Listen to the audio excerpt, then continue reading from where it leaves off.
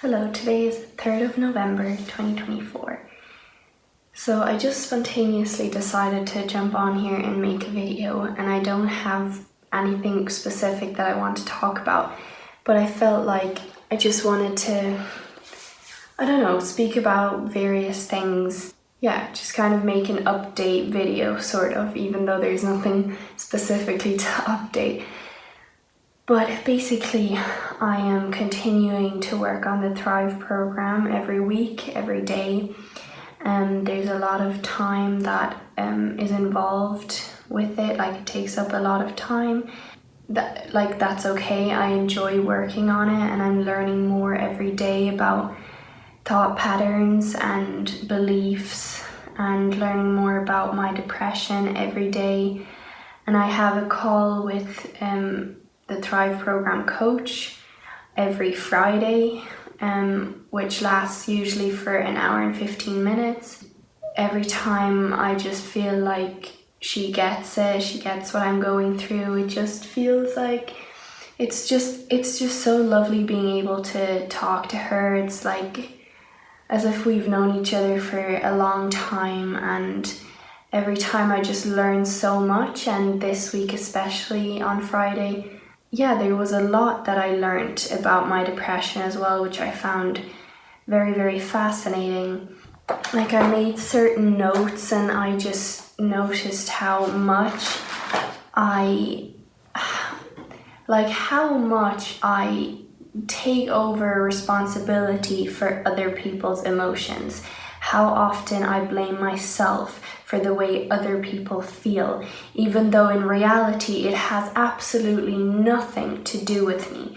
Because in my depression, for example, every person who would have been with me would have had a different perception of me, would have treated me differently, would have behaved differently towards me, would have had different reactions towards me. So it was so fascinating to see how, I always blame myself for the way my parents felt because of me in my depression. I always thought it was my fault, but really the way they reacted and how they perceived me is because of their own beliefs and their own thoughts that they had during that time. It really had nothing to do with me. If my parents would have been thriving people who were totally in control of their emotions and their thoughts, they wouldn't have been so upset, they wouldn't have struggled so much, they wouldn't have created arguments between themselves and with me, and it would have been just completely different. So seeing how it's not my fault for the way they felt that way because they didn't have the skills to manage their own emotions and their own thoughts and feelings. And then I was able to accept that it's not my fault, and how I just triggered them. I just triggered a certain emotion in them, and then they couldn't handle that, or they didn't have the skills to deal with that, and then let it out on me, or blame me for it, or caused an argument or felt hurt or whatever. So I was like, okay, I can accept that I was just a trigger for them. And then my coach pointed out, no, you didn't even trigger them. Because then again, I'm blaming myself that I was their trigger. So I triggered these strong emotions in them. And she was like, no, you didn't even trigger them. Because no one else can trigger you. It's the way that you perceive the event. It's not even the event, the situation, or the person that makes you feel a certain way. It's the way that you think about the situation, the event, or the person that makes you feel the way you feel. It's all about your own thinking and how well or not well you manage that. And that was so interesting, how we cannot blame anyone else for the way we feel, and no one else can blame us for the way they feel. Obviously people will still do that, but it's just because they haven't learned that it's actually no one else's fault. And it's not even necessarily their own fault because they just haven't learned the skills yet. But if they did learn the skills, they would see that it's completely in their own control, and it's completely up to them to change and manage their emotions and their behaviors. So yeah, that was just such a big relief to actually realize, true, I didn't even trigger them, because I would have acted the same around anyone in my depression, and everyone would have reacted differently towards me. Everyone would have said something different to me. Everyone would have perceived me differently. So it's not my fault for the way my parents felt. It's because they weren't able to manage their own emotions and their own beliefs at that time. Yeah, and another thing about this strong uncomfortable feeling which I had built up because of my control issue and stuff, which is a big part of the Thrive program as well, your desire for control, and then the control that you feel you have over your experiences. And I said a sentence I suddenly built up this uncomfortable feeling out of nowhere. And then she said, no, Leona, OCD doesn't happen and just come out of nowhere. There was a good reason why you built up that uncomfortable feeling. It may have seemed like it suddenly came out of nowhere, like you just created such a random, weird, crazy, surreal sort of belief and perception of the world, but really there's a good reason for why it happened, why you built that up. And I could immediately see I remember the exact moment where this uncomfortable feeling kicked in so strongly, and it felt like it controlled my entire world, and I was just disappearing in the midst of it. And but then looking back on it, there was so many, I was going through such a hard time in school. I already felt like I didn't have control over what was happening to me. I didn't feel like I had the skills to handle things. I was experiencing intense pain, which I never experienced before, and it felt like it was consuming me. I was scared of certain things my dad said to me, my mom said to me, certain things that I did which I wasn't proud of, or I wanted to control. So basically it felt like I had no control over whatever was happening to me. It felt like things, people, places, situations were completely controlling me, and I was losing myself. So that's why when a thought or a situation hit me which made me feel completely out of control, that's when I built up this uncomfortable feeling to sort of be able to control myself, to sort of have some kind of control. So it makes absolute sense why the uncomfortable feeling was also so incredibly intense, because it felt like I had no control over what was happening to me. I had no control over the things, places, situations, my own reactions, my own thoughts, my own emotions, what I was capable of, what I was going to do or had done. It felt like I had no control over anything. So it makes so much sense why the uncomfortable feeling kicked in, and why that made me feel so out of control. The uncomfortable feeling was something I could not control, but the uncomfortable feeling was built up so that I would control myself about who I would fall in love with, what sort of sexuality I had, that sort of area, what clothes I was wearing, who I would look in the eyes, who I would stay away from, how much distance I would keep from people, what I thought about sexually and about people's bodies and about my own body, and that sort of whole area of life. It was completely trying to control me and who I was and who I wanted to be and so on. And even though it sort of made me feel like I had the control, because once the uncomfortable feeling was there, it stopped me from falling in love with certain people because I felt so uncomfortable around them.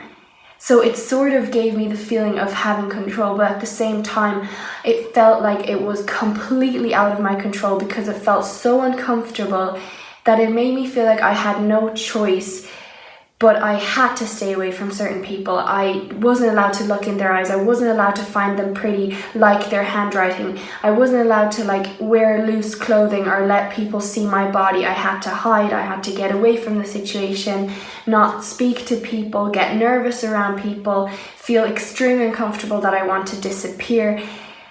So even though I was trying to achieve the opposite by getting some control back over my life, it created the exact opposite, which was that I felt like I had no control whatsoever over anything that happened to me. So yeah. And why this control issue and everything built up, and why it built up since I was very young, and why I chose to build it up, is because I always wanted to please the people around me, never do anything wrong, never be judged by them, never be told by them I did something wrong or I'm a bad person. I always tried to avoid criticism. I always tried to avoid judgment. So I always tried so hard to be perfect. Perfectionism is also a big part of the Thrive program. I always tried to be so perfect that I would never be judged by anyone, that I would never be criticized. And obviously that's not possible. So when I was criticized, when I was told I'm not perfect, I'm not good enough, that was such a big dramatic thing because I tried so hard to be good. I tried so hard to be perfect. And it's just impossible. It's just unreachable. And so every time I didn't reach that goal, I fell further down and felt like a complete failure and completely not good enough. So it was a vicious circle. And another big thing I learned on this call is how we talk a lot about my depression, and then about how I was being treated by my parents, especially my dad. Yeah, I was experiencing a lot of emotional abuse because he couldn't handle his own fears, thoughts, emotions, his own reactions, whatever. And even though it all makes sense why he did certain things, or not necessarily did as such, more like said to me. Yeah, but also did certain things. It all makes sense. But anyway, what I'm trying to get at is at some point in my depression, I felt like he had beaten me down so much that I just couldn't take it anymore, emotionally and mentally, and I just had to get away from him. And due to my mom always explaining his side, always explaining he had such a bad life, he had such a bad childhood, he can't do it differently, he doesn't mean it that way, give him another chance, please apologize, you're the bigger person, he's too hurt to apologize. Basically saying I'm less hurt and that's why I'm able to apologize. Anyway, she always had an explanation for what he did. And even though there is explanations for everything everyone does, there's still no excuse for certain things. So yeah, I often tried to listen to Mom because I thought she was saying the right thing. So I often gave him another chance. I tried to apologize to him. I tried to, bear what he said. I tried to block out what he said. I tried so many different ways to make it work. But I had already felt for a long time, I can't take it anymore. It's getting too much. I didn't understand why Mom was still with him. He was, to me, the worst person in my life. He was the worst person I could imagine having in my life.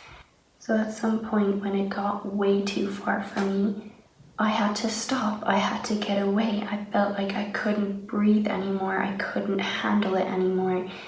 And even then, Mom begged me to give him another chance, begged me to make it work, told me this is not how family is supposed to look like, this is not supposed to happen.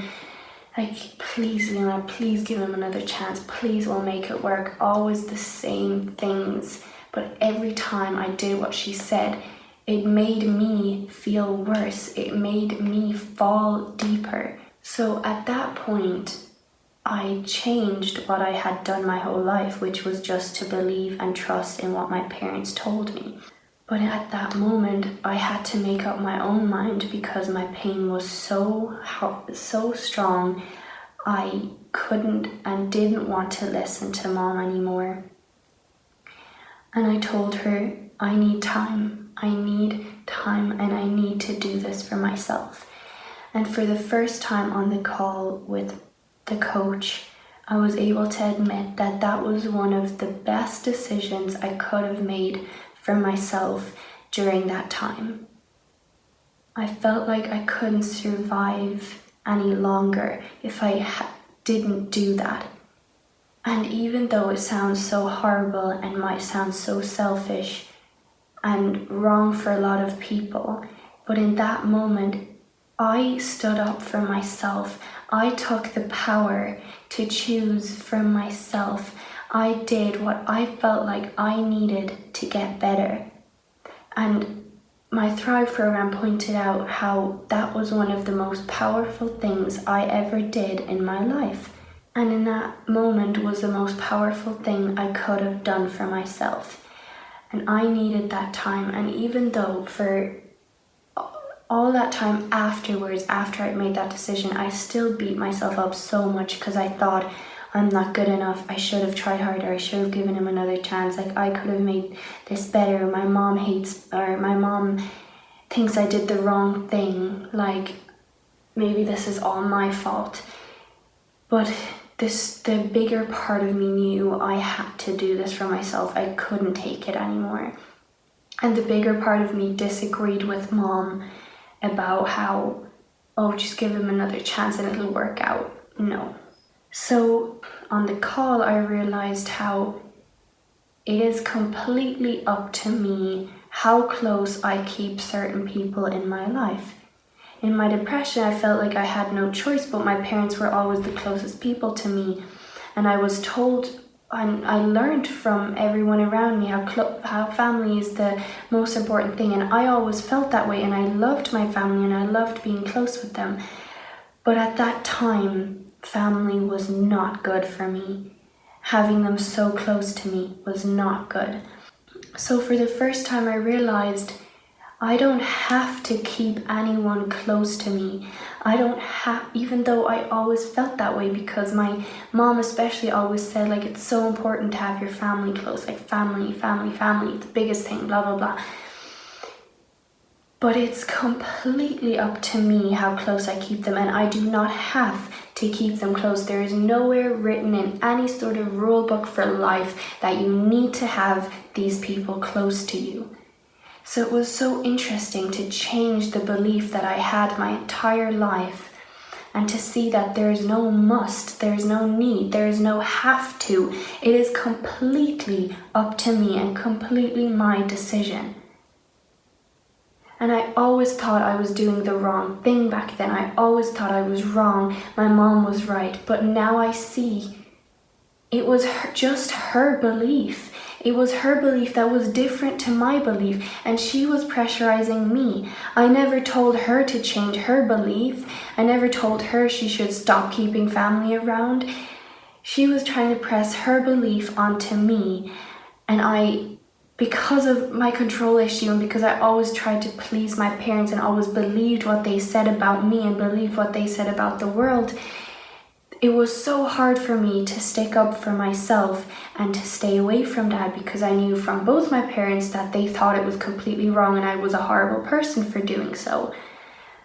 But now I'm like, I did that for myself. I did what I needed because I felt I was hanging on to the last thread and I couldn't breathe anymore. They had no idea what I was going through, so they didn't know what was best for me. They had no idea. And as harsh and bad as this all might sound, What we're trying to get behind is what I truly believe in. What beliefs do I have, instead of just blindly being obedient to what other people tell me and what other people's beliefs are about me and about the world. I'm trying to get behind what I believe. And just because you want to stay away from one of your parents doesn't make you a bad person. In my case, it made me someone who cared about myself, who also cared about Dad, because I noticed we were both hurting each other and we needed to split up. We needed to step away from each other to heal, because we were going through a vicious cycle. So I believed I was doing the right thing, and I still believe it was the right thing to do back then. It still doesn't mean forever you're going to stay apart now and everything's lost forever and ever. But in my case back then, my parents' beliefs were absolutely wrong for me. They were not right in my case. And it doesn't make me a horrible person. I did it because I thought it was the best I could do for myself and for any of our relationships. So it was extremely interesting. Nevertheless, I'm still struggling with certain thoughts and beliefs and stuff at the moment, especially how I feel like I'm rushing a lot at the moment. There's a lot I have going on. There's a lot I'm doing. I don't have a lot of time for myself. Whenever I do, it constantly feels like I'm in a rush to get to the next thing, and I'm scared to regret not enjoying this time that I have here and working as a teacher, my childhood dream that came true, and I'm not really enjoying it, and I'm it's not horrible or anything, but I'm just not enjoying it. And me and Amy are pretty decided on stopping at Christmas time and so on. So yeah, but it's I'm not in the moment. So whenever something cool or nice is happening around me, I don't really realize it because I'm constantly in a rush to get to the next thing, because I feel like there's so much that I sort of need to do or still have planned to do. So I don't know. Even just before this video, I was watching a movie and I only watched halfway through because I could feel in my body I was not being still. I was not actually just watching the movie sitting on the couch calm and relaxed. My hair, my hands constantly went to my hair, fiddled with my hair, which is what I do when I'm stressed or anxious or I feel like there's something going on.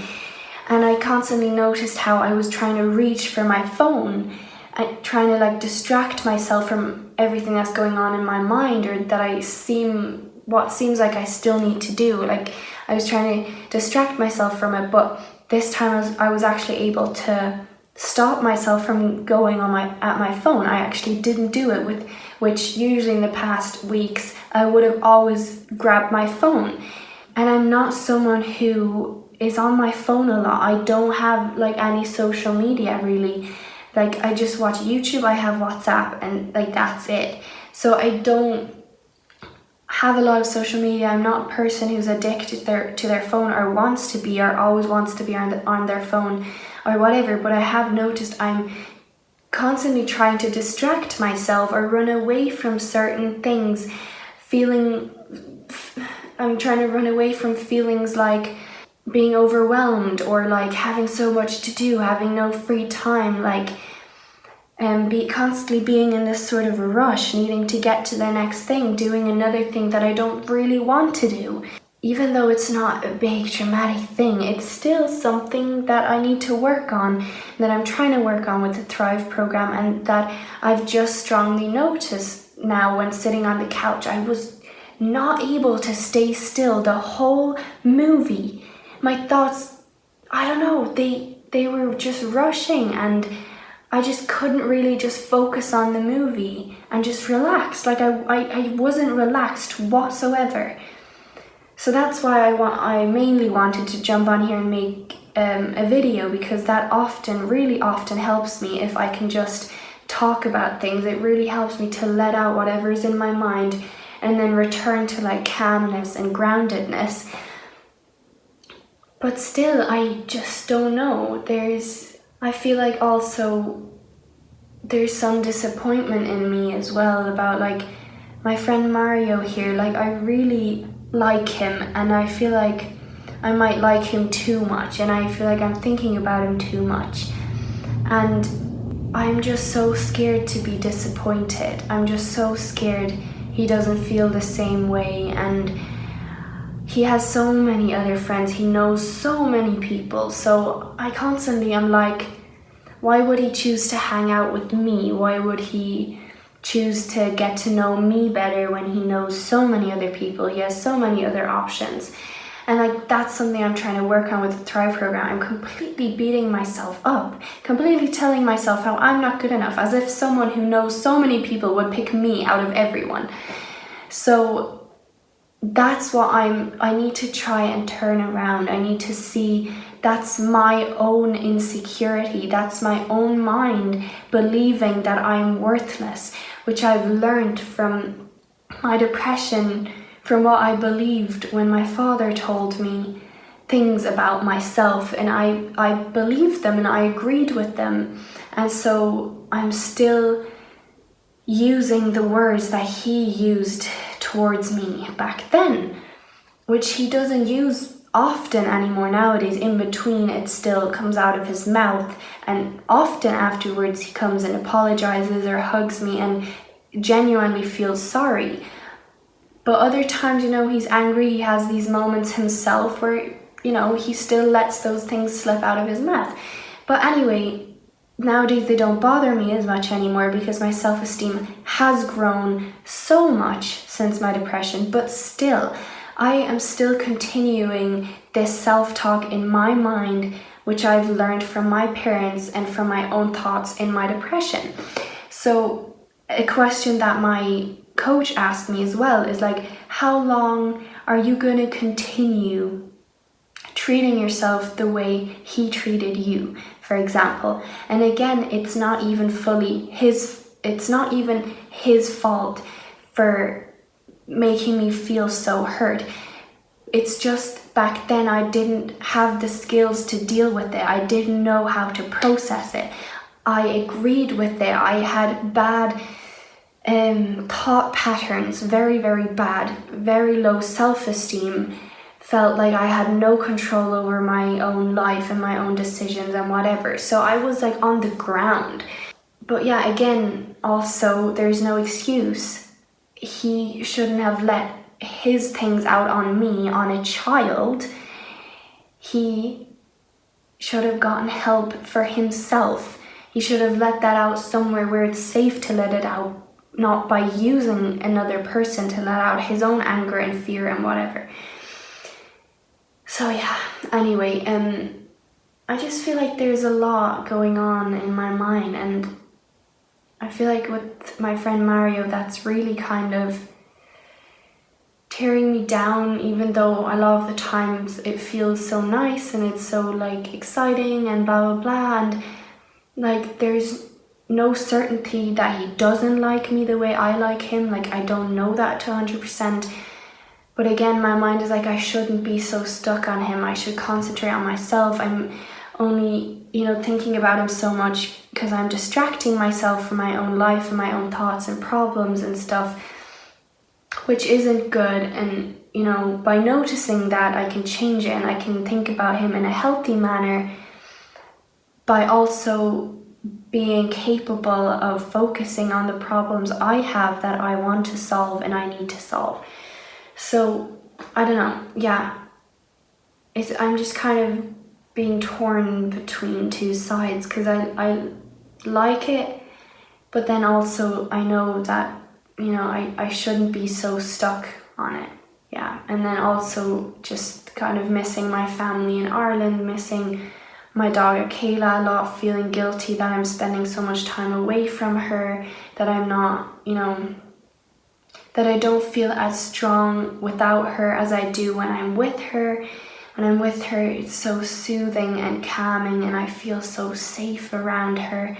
And when I'm not with her, I don't fully feel that way, and then I beat myself up that I'm not that strong yet, and what if she were to die? Like, oh my god, it feels like unbearable. Like there's already tears pooling in my eyes and stuff. And I'm like, I don't like that I feel so disconnected from her when I'm not physically close to her. I'd love to feel like I'm so close with her every second of every day. And I hate that when I'm not physically close to her that I don't feel so close to her. And so then I'm like, what if she were to die? And then our connection is just going to be gone at some point because I can never be physically close to her anymore once she's dead. So like these thoughts are so like catastrophizing and making it so dramatic, and I'm learning all of this at the moment. I'm trying to cut myself some slack and be like, you're learning it.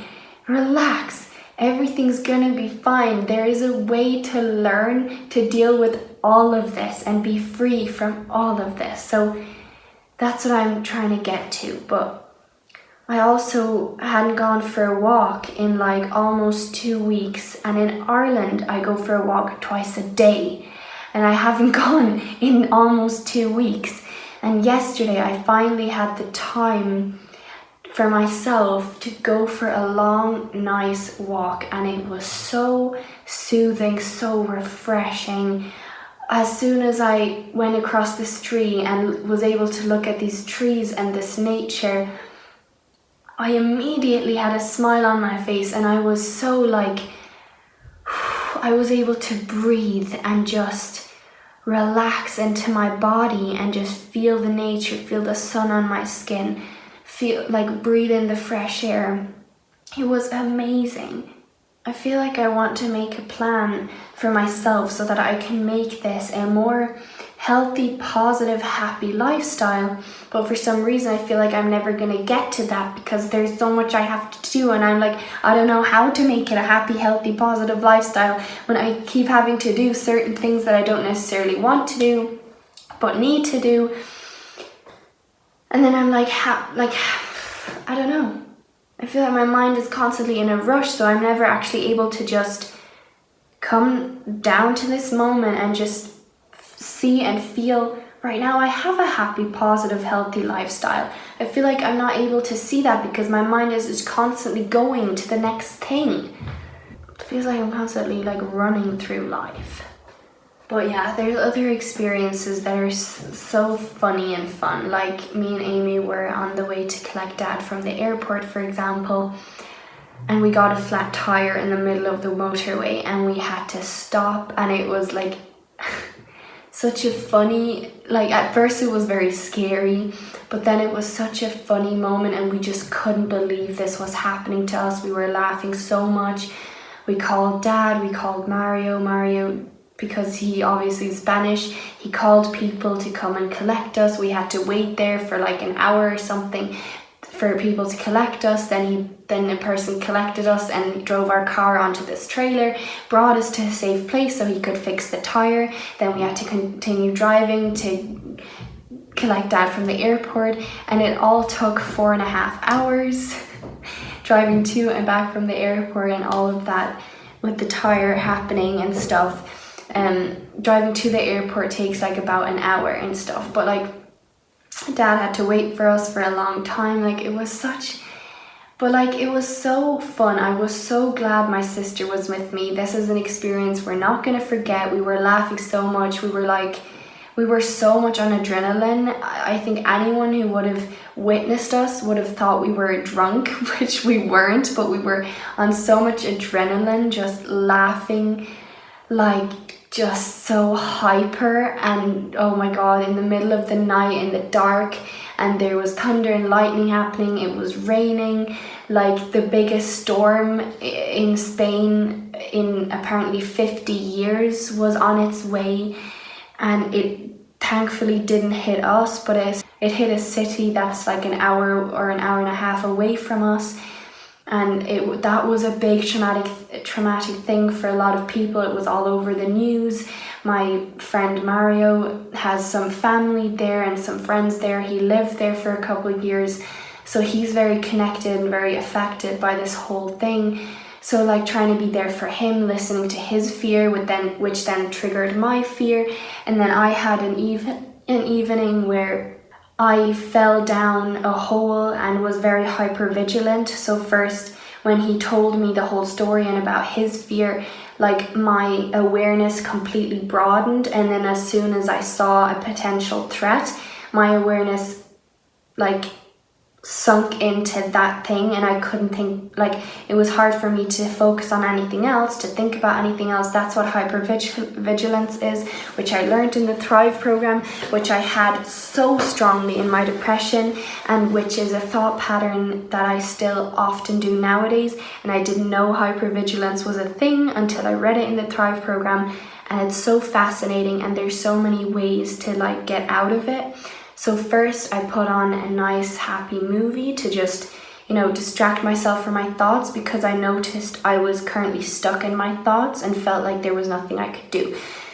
So then I proved to myself there is something I can do. I can watch a happy movie. So I put that on. Then afterwards I got ready for bed, and as soon as I was in my room, I grabbed the Thrive program book and read through all the tips and things I can do about certain thought patterns that feel uncontrollable and so on. So I tried to do all of that. Like for example, listing the positives in a situation, even when it seems like there is absolutely nothing positive about it, still point at the positive so you have some sort of perspective. Like ask yourself, do I need to brood about this? Do I need to think about this so strongly? And when I asked myself that question, for the first time in my life, I noticed I don't need to brood about this. I don't need to think about it. No one is making me think about this.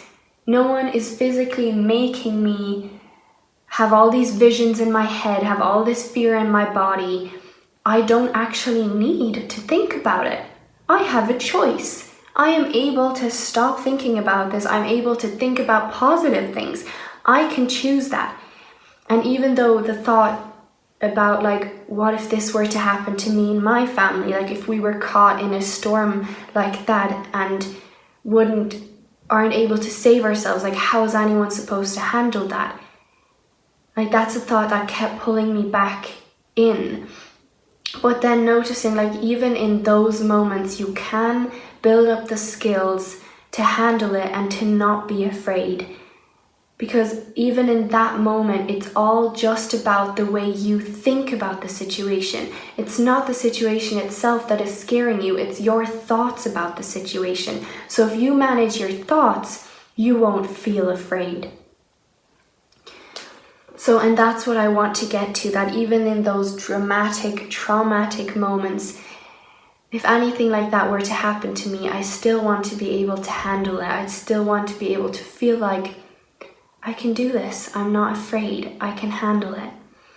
Anyway, the next day I then read about hypervigilance, and then I was like, oh my God, that's what I did. That's what happened to me the night before. Or it didn't like happen to me. My thoughts did that. Yeah, hypervigilance, I could relate to that so much. And that was the first time in the Thrive program I actually was like, oh my God, I learned something new. Before that, in all the chapters, I kind of had taught myself that after my depression, and it was nice to like reinforce those good beliefs and stuff. But with the hypervigilance chapter especially, there were certain things I learned that I had never like heard about before or didn't know before. Like for example, when you're hypervigilant, like in my depression when I was so focused on one problem, I couldn't think about anything else. I wasn't, even as hard as I tried, I wasn't able to focus on anything else. And so that problem was my entire world. And that's how suicide happens as well, in my opinion. When you can't see anything else, you feel like you can't help yourself anymore, only this problem exists in your world. And even when I tried to think about happy and good memories, I wasn't able to feel it the way I felt in those moments. So I wasn't able to feel the good, happy memories. And in the Thrive program, I read about hypervigilance, that those people actually aren't able, or a lot of them aren't able to connect with happy, positive feelings anymore. It's like they're disconnected from them, or they're not able to remember anything good anymore, or feel like they can't, because they're so stuck and focused on this problem. But then I read how a lot of people who aren't hypervigilant, in those moments when they experience some hypervigilance, they're still able to recall positive feelings and positive memories, and can therefore help themselves out of a moment of hypervigilance. And I was like, there's no way people can do that. People are actually able in those moments to recall positive memories, to like actually feel positive feelings. Because that terrified me in my depression. I suddenly wasn't able to feel positive feelings anymore, no matter how hard I tried. No matter how hard I tried to remember positive experiences, I wasn't able to focus on them. The hypervigilance was so strong.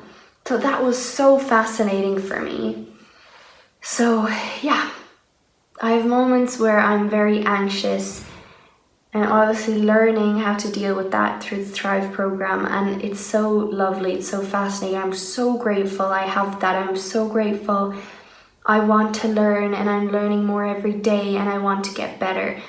And I know that there is an answer to all negativity.